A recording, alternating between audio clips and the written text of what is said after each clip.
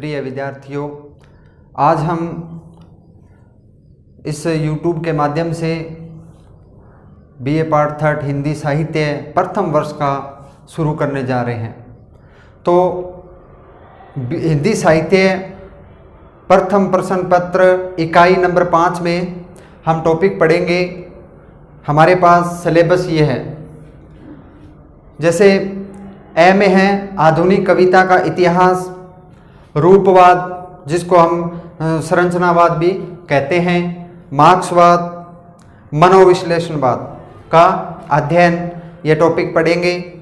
ब में हम पढ़ेंगे काव्य का रूप, बिंब एवं प्रतीक, रस का अर्थ, स्वरूप और अव्यय, निष्पत्ति एवं साधारणीकरण का संक्षिप्त परिचय और रस के भेद इत्यादि, ये जो सब्जेक्ट हैं बिंदुवार हम इनको अध्ययन करेंगे। तो सबसे पहले हम पढ़ने जा रहे हैं आधुनिक कविता का इतिहास। आज का हमारा टॉपिक है आधुनिक हिंदी कविता का इतिहास। प्रिय विद्यार्थियों, आज हमारा यूनिट 5 में आधुनिक हिंदी कविता का इतिहास, ये टॉपिक हम शुरू करने जा रहे हैं। तो आधुनिक हिंदी कविता का इतिहास, आधुनिक कविता कहाँ से शुरू हुई, क्या इनका ऐतिहासिक परिचय रहा है, कहाँ से शुरू हुई, किस काल में कौन से कवि आए, उसका हम बिंदुवार अध्ययन करेंगे। थोड़ी हिंदी साहित्य के आधुनिक काल का जो परिवर्तन है, आधुनिक हिंदी कविता का इतिहास में जो परिवर्तन है, आधुनिक कविता का प्रवर्तक वो भारतेंदु हरिश्चंद्र को माना जाता है। भारतेंदु हरिश्चंद्र से इनके आगमन की शुरुआत मानी जाती है, जो कि विक्रमी संवत 1907 के आसपास में हुए थे। वहां से हम इनकी शुरुआत मानी जाती है। कितने इसके आधुनिक हिंदी साहित्य के इतिहास के कितने उपविभाग हैं, कितने उपकालों में इसको बांट सकते हैं, ये हमारा सबसे पहला क्वेश्चन है। तो आधुनिक कविता का परिवर्तन जो है, आधुनिक हिंदी कविता का जो परिवर्तन है वो भारतेंदु हरिश्चंद्र से माना जाता है। भारतेंदु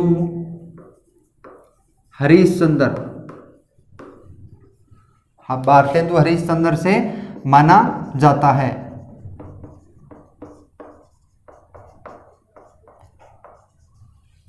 जो कि विक्रमी संवत 1900 के आसपास,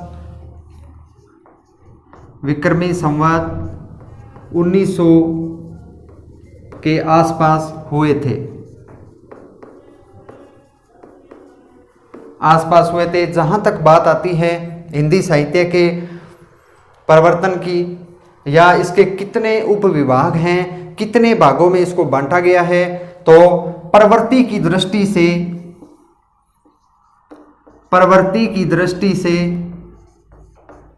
इसको हम 3 भागों में बांट सकते हैं। प्रवृत्ति की दृष्टि से इसके 3 भाग किए जाते हैं। सबसे पहला है पूर्व छायावाद। पहला भाग है पूर्व छायावाद, जो कि पूर्व छायावाद का जो भाग है वो विक्रमी संवत 1907 से 1942 माना गया है। 1907 से 1942 विक्रमी संवत माना गया है। दूसरा जो भाग है वो है छायावाद। छायावाद की जो समय सीमा है वो है 1943 से लेकर 1995। विद्यार्थियों, ये ध्यान रखना है, ये ईस्वी में नहीं है, ये विक्रमी संवत में है। इस बात का विशेष आप ध्यान रखेंगे। और तीसरा जो है उपविभाग जिनमें हम बांट सकते हैं, तीसरा जो भाग है वो है उत्तर छायावाद। और इसकी जो समय सीमा है वो है 1995 से लेकर अब तक, 1995 से लेकर अब तक इसकी समय सीमा मानी गई है। और विद्यार्थियों ये विक्रमी संवत में है, ईस्वी सन में नहीं है। तो हमारा क्वेश्चन था कि आधुनिक हिंदी कविता का इतिहास है उसके कितने उपभाग हैं या उपकालों में इसको बांटा गया है। तो इसको हम प्रवृत्ति की दृष्टि से 3 भागों में इसको बांट सकते हैं। सबसे पहले है पूर्व छायावाद, यानी छायावाद से पहले का काल, और वो है 1907 से 1942 विक्रमी संवत। दूसरा जो भाग है वो है छायावाद, यानी पूर्व छायावाद के बाद का जो काल है वो छायावाद। इसकी समय सीमा जो है वो है 1943 से 1995 विक्रमी संवत। इसके बाद नंबर 3 पे उत्तर छायावाद। उत्तर छायावाद की जो समय सीमा है वो है 1995 से अब तक। ये 3 भागों में हम इसको हिंदी साहित्य के आधुनिक कविता को हम 3 भागों में बांट सकते हैं। अब हम इन तीनों का थोड़ा अध्ययन करेंगे, बिंदुवार इनका अध्ययन करेंगे। यानी कि पूर्व छायावाद के 3 नाम हमें मिलते हैं। पूर्व छायावाद, इसको भारतेंदु काल भी बोला जा सकता है। इसका अन्य नाम है वो पुनर्जागरण काल है, और इसकी जो समय सीमा है वो है 1900 से लेकर 1942। और ये विद्यार्थियों ये विक्रमी संवत में है, ये बात आप ध्यान रखेंगे, नोट करेंगे इसको। पूर्व छायावाद, भारतेंदु काल, पुनर्जागरण काल 1900 से लेकर 1942 विक्रमी संवत। अब हम इसके अंदर इसकी प्रवृत्तियां पढ़ेंगे। क्या ऐसी प्रवृत्तियां थी उस समय, क्या था इसका नाम पूर्व छायावाद रखा, भारतेंदु काल इसका नाम क्यों पड़ा, पुनर्जागरण काल इसको क्यों कहते हैं। तो इसकी हम सामान्य प्रवृत्तियां हैं वो करेंगे। जैसे पूर्व छायावाद या भारतेंदु काल, भारतेंदु काल इसको इसलिए कहते हैं क्योंकि उस समय हिंदी के महान विद्वान, महान कवि, नाटककार, लेखक, इसको पत्रकार भी बोल सकते हैं, उनका जन्म हुआ था। भारतेंदु हरिश्चंद्र भारतेंदु का उस समय जन्म हुआ था सन 1850 के अंदर उनका जन्म हुआ था। और उन्होंने बहुत सारे नाटक, कविताएं, पत्र पत्रिकाएं, ये बहुत सारे नाटक लिखे, और एक महान विद्वान होने के कारण इसका नाम भारतेंदु काल पड़ा। इसके बाद इसको पुनर्जागरण काल क्यों कहते हैं, क्योंकि इस समय की जो राजनीतिक परिस्थितियां थी उससे, उसके प्रभाव से, उसकी परिस्थितियों से लेखकों ने लिखना शुरू किया था, लोगों में जन जागरण फैलाया था, सामान्य परिस्थितियों से उभरकर जनता को कुछ कविताएं लिखनी सिखाई उस समय। तो इसको पुनर्जागरण काल कहा भी जाता है। इस समय क्या ऐसी परिस्थितियां थी, तो बिंदुवार हम इसका अध्ययन करेंगे। इस समय कठिन, इस समय जो कविता का जो संबंधी जो विषय था वो नवीन विषय था। यानी इस समय जो कविता लेखन जो था उसमें नवीन विषय रखे गए, नए विषय, नवीन विषय, उसमें नवीन विषयों का आगमन या समावेश उस समय किया गया था। हर जो कवि थे, पत्रकार थे, वो सारे के सारे कविता का जो लेखन था वो नवीन दिशा की ओर अग्रसर हुआ था उस समय। नंबर 2 पे है, उस समय कला पक्ष और भाव पक्ष दोनों का समन्वय किया गया था। पूर्व छायावाद और भारतेंदु काल में कला पक्ष एवं भाव पक्ष दोनों का समावेश उसमें किया गया था। यानी कला पक्ष भी थी और भाव पक्ष दोनों का समन्वय था उस समय। नंबर 3 पे जो उस समय तत्कालीन राजनीतिक परिस्थितियां थी उसका कविता लेखन की ओर उन्मुक्त हुए थे। राजनीतिक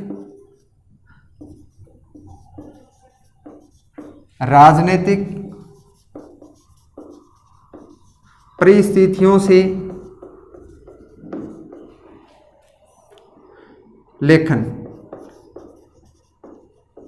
यानी कि कवियों को उस समय की जो राजनीतिक परिस्थितियां थी, भारत में अंग्रेज उस समय थे, तो उस समय की राजनीतिक जो उथल पुथल थी, भ्रष्टाचार थे, समाज में बहुत सारी कुरीतियां फैली हुई थी, तो इन सबको कवियों का काम था इन सबको से दूर करना और जनता तक बात अपनी पहुंचाना और जागृति लाना।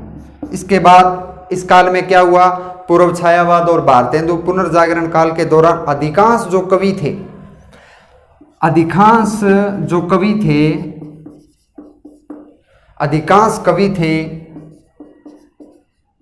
उन्होंने पत्रकार, समाज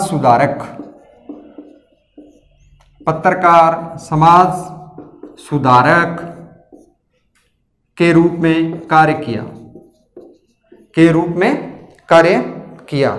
यानी कि पूर्व छायावाद भारतेंदु काल के दौरान जितने भी कवि हुए थे वो एक कवि की दृष्टि से न रखकर समाज सुधार की उन्होंने भावना फैलाई, समाज सुधार का प्रचार किया। पत्रकारिता का रूप उन्होंने अपनाया, सामाजिक जितनी भी समस्याएं थी उनको उठाया, सामाजिक समस्या कुरीतियां फैली हुई थी और समाज में जितनी भी प्रकार की जागरूकता थी वो उन्होंने फैलाई, जागरूक किया लोगों को अपने लेखन से, अपनी कविताओं के माध्यम से। तो हमने देखा कि पूर्व छायावाद, भारतेंदु काल और पुनर्जागरण काल का जो समय सीमा है वो है 1900 से 1942 विक्रमी संवत। इस दौरान क्या हुआ कि कविता लेखन का जो विषय था वो नवीन था, नया विषय था। कला पक्ष, भाव पक्ष दोनों का उसमें समन्वय रहा था। राजनीतिक परिस्थितियों से लेखन उन्होंने किया, उस समय की जो राजनीतिक कंडीशन परिस्थितियां थी वो उन्होंने उठाई, उस पर उन्होंने जागरूकता का काम किया। और अधिकांश उस समय के जो कवि थे उन्होंने पत्रकार के रूप में, एक समाज सुधारक के रूप में कार्य किया। जैसे भारतेंदु हरिश्चंद्र ने अपनी पत्रिकाएं लिखी, बाला बोधनी, भारतेंदु मैगजीन, ऐसे 2-3 पत्रिकाएं थी उनकी। जैसे बाला बोधनी में महिलाओं का अत्याचार के विरुद्ध उन्होंने जो लिखा, इस प्रकार उन्होंने पत्रकारिता का जो कार्य है वो किया और समाज सुधारक के रूप में कार्य किया, जागरूकता फैलाई उन्होंने समाज में। तो अब हम जानेंगे कि उस काल के दौरान ऐसे कौन कौन से कवि थे जिन्होंने ये कहा। जैसे प्रमुख कवियों की अगर हम चर्चा करना चाहें, बात करना चाहें तो प्रमुख कवि थे, सर्वप्रथम कवि थे भारतेंदु हरिश्चंद्र। भारतेंदु जी थे। प्रताप नारायण मिश्र का नाम लिया जा सकता है, प्रताप नारायण मिश्र का नाम लिया जा सकता है। अंबिका दत्त व्यास का नाम लिया जा सकता है, अंबिका दत्त व्यास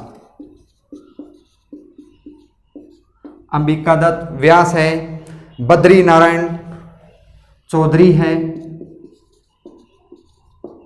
बद्री नारायण चौधरी का नाम प्रमुखता से लिया जा सकता है। तो हमने पहले पॉइंट में हमने देखा कि पूर्व छायावाद, भारतेंदु काल, पुनर्जागरण काल, इसके ये 3 नाम मिलते हैं और इसकी जो समय सीमा है वो है 1900 से 1942 विक्रमी संवत। इस दौरान कविता लेखन नवीन विषयों की ओर अग्रसर हुआ। कला पक्ष और भाव पक्ष दोनों का समन्वय देखने को मिला। राजनीतिक परिस्थितियों से ऊपर उठकर कवियों ने लेखन किया। अधिकांश कवि जो थे उन्होंने पत्रकारिता, समाज सुधार, इन दोनों के रूप में कार्य किया, जागरूकता फैलाई।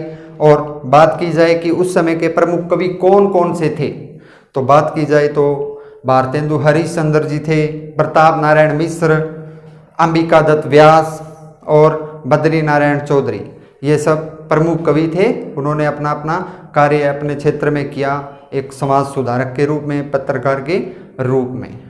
दूसरा जो अपना बिंदु है वो है पूर्व छायावाद हम कर चुके हैं। इसके बाद वाला जो था छायावाद, हम दूसरा बिंदु देखेंगे।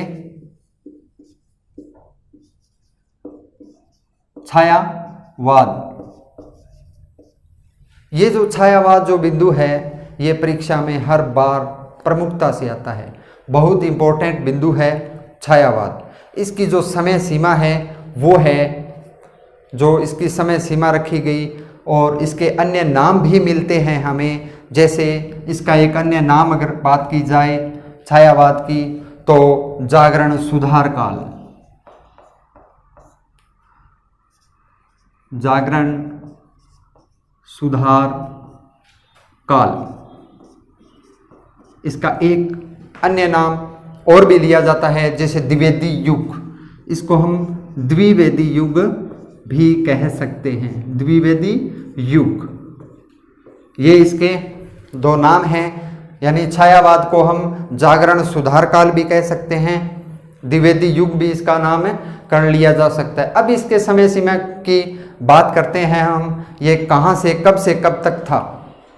तो इसकी समय सीमा है वो विक्रमी संवत में है, 1943 से लेकर 1995 विक्रमी संवत। इसकी समय सीमा है 1943 से लेकर 1995 विक्रमी संवत। छायावाद के नाम जागरण सुधार काल और द्विवेदी युग इसको कह सकते हैं। तो इस काल के दौरान कौन कौन से विषय उठाए गए, कौन कौन से प्रमुख कवि हुए, कौन सी शैली इस दौरान अपनाई गई, और इसका नाम जो है द्विवेदी युग किस महान कवि के नाम पर पड़ा, ये हम एक नज़र डाल लेते हैं। तो इसका जो नाम है वो द्विवेदी युग जो है महावीर प्रसाद द्विवेदी के नाम पर रखा गया। महावीर प्रसाद द्विवेदी के नाम पर इस युग का नाम रखा गया, महावीर प्रसाद द्विवेदी के नाम पर, क्योंकि वो एक पत्रकार भी थे, उन्होंने पत्रिकाएं निकाली। उनकी शैली जो थी वो गद्यात्मक शैली थी, उन्होंने बहुत अच्छा लिखा, जागरण का कार्य उस समय किया, यानी लोगों को जगाने का कार्य किया और समाज में सुधार के लिए कार्य किए। और सुधार उन्होंने जो कवियों की भाषा जो शैली थी उसमें सुधार करना इसका प्रमुख रूप से कार्य था। अब इसके दौरान आगे इस छायावाद के दौरान, जागरण सुधार काल के दौरान हम देखेंगे कि इनकी जो शैली थी, अधिकांश कवियों की जो शैली थी, अधिकांश कवियों की शैली वो थी गद्यात्मक। यानी जितने भी कवि थे गद्यात्मक रूप से उन्होंने लिखना शुरू कर दिया। तो अधिकांश जो कवि थे उनकी शैली थी गद्यात्मक रूप से, उन्होंने शैली को अपनाया। और साथ साथ में जो दूसरी भाषा थी ब्रज भाषा में लिखा, ब्रज भाषा, खड़ी बोली में भी उस समय के जो अधिकांश कवि थे उन्होंने लिखना शुरू किया। लेकिन महावीर प्रसाद द्विवेदी ने जो भाषा परिमार्जन का कार्य किया, महावीर प्रसाद द्विवेदी ने परिमार्जन का कार्य किया और इनकी भाषा शैली को सुधारा और आगे उनकी शैली को सुधारने में उसका योगदान बहुत बड़ा है। और इस समय अधिकांश जो कवि थे वो इतिवर्तात्मकता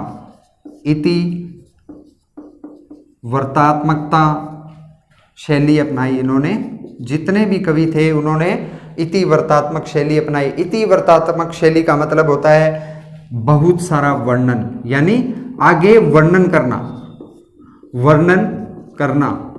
बढ़ चढ़कर आगे से आगे वर्णन करना, गद्य रूप में उसका वर्णन करना, इतिवर्तात्मक शैली उन्होंने अपनाई। तो इस दौरान जो अधिकांश प्रमुख जो कवि थे उनमें अगर हम नाम लिए तो अयोध्या सिंह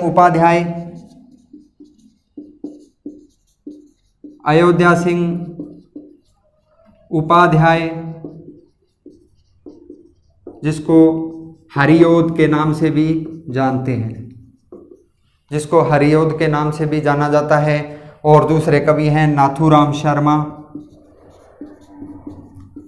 नाथूराम शर्मा हैं, और गया प्रसाद शुक्ल, गया प्रसाद शुक्ल, गया प्रसाद शुक्ल और राम नरेश त्रिपाठी, राम नरेश त्रिपाठी। ये प्रमुख कवि छायावाद, जागरणवाद, सुधारकाल या द्विवेदी युग के दौरान हुए थे। द्विवेदी युग का जो नामकरण है, इसकी जो समय सीमा है वो 1943 से 1995 विक्रमी संवत मानी जाती है। और द्विवेदी युग का जो नामकरण है, द्विवेदी युग महावीर प्रसाद द्विवेदी के नाम पर इसका नामकरण किया गया है। अधिकांश कवियों की जो शैली थी उस समय वो गद्यात्मक रूप से थी। उन्होंने उस समय ब्रज भाषा, खड़ी बोली, अवधि के रूप में लिखा, इति वर्तात्मकता की शैली अपनाई, यानी उन्होंने बहुत सारा वर्णन, बढ़ चढ़ के इसका वर्णन किया। और प्रमुख कवियों की अगर बात की जाए तो अयोध्या सिंह उपाध्याय, हरिऔध जिनका नाम है, नाथूराम शर्मा, गया प्रसाद शुक्ल, राम नरेश त्रिपाठी, इस दौरान ये कवि हुए थे। तो ये हमारा बिंदु कंप्लीट होता है। छायावाद, जागरण, छायावाद का दूसरा नाम जागरण, सुधारकाल और द्विवेदी। तीसरा अपना बिंदु की बात करेंगे। जैसे तीसरा बिंदु था उत्तर छायावाद, उत्तर छायावाद, या इसको अगर दूसरा नाम दें तो छायावादोत्तर काल, छायावादोत्तर काल। इसकी जो समय सीमा है वो है 1995 से अब तक, विक्रमी संवत में है विद्यार्थियों, 1995 से अब तक विक्रमी संवत है। इस बात का विशेष रूप से आप ध्यान रखें। परीक्षा के दौरान कई बार ऐसे क्वेश्चन आ जाते हैं, ईस्वी और विक्रमी संवत के बीच में ऐसे क्वेश्चन आ जाते हैं, तो आप इनकी समय सीमा का विशेष ध्यान रखेंगे। तीसरा जो बिंदु था उत्तर छायावाद या छायावादोत्तर काल, यानी छायावाद के बाद का जो काल था, यह बहुत लंबा काल है। और इस दौरान क्या क्या हुआ था और क्या क्या इसमें रूप अपनाए गए, उसकी हम थोड़ी चर्चा करेंगे।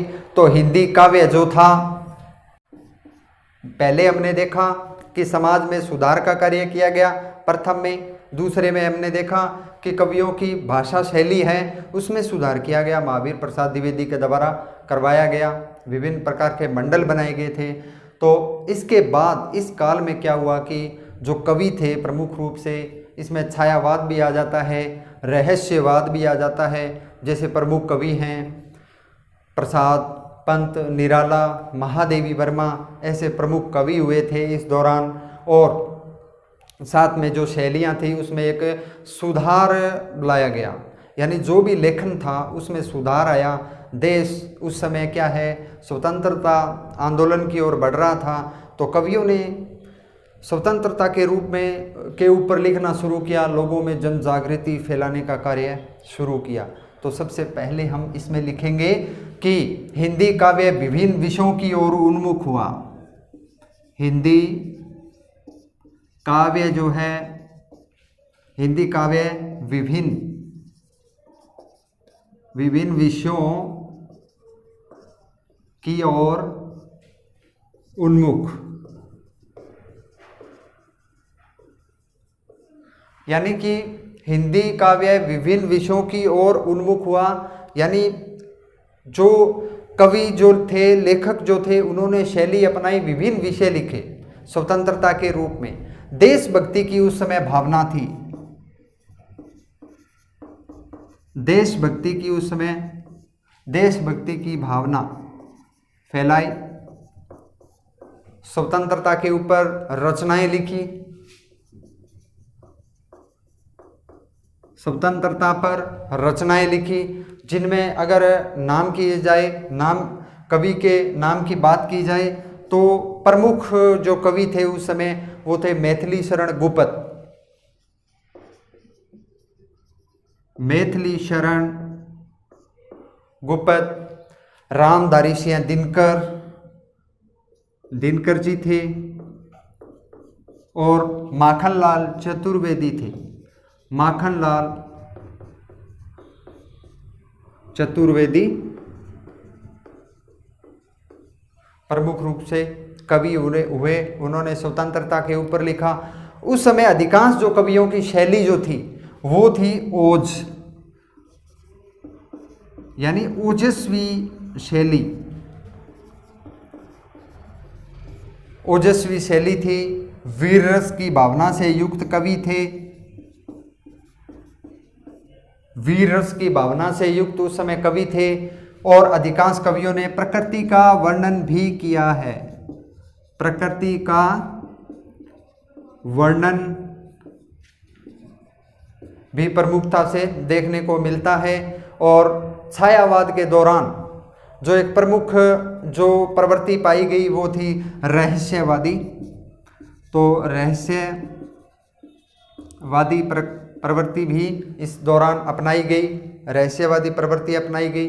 और इसके बाद छायावाद के बाद आगे जो है कवियों ने अपने लेखन में सुधार किया और नए प्रयोग किए। और प्रमुख रूप से अगर प्रयोग की बात की जाए तो 1936 के आसपास, 1936 के आसपास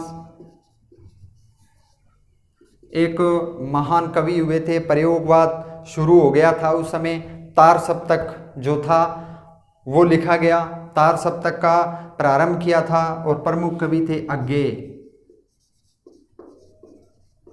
अज्ञेय ने 1936 में तार सप्तक जो प्रयोगवाद है वो शुरू हो गया था।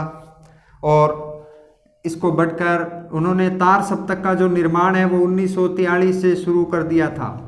अज्ञेय ने तार सप्तक का निर्माण 1943 से शुरू कर दिया था, जो प्रयोगवाद के रूप में प्रमुख रूप से था उस समय। तो कवियों ने अनेक लेखन शैली अपनाई और विभिन्न प्रयोग किए प्रतीकों के रूप में। और प्रकृति का उन्होंने भी वर्णन किया है आलम्बन रूप में।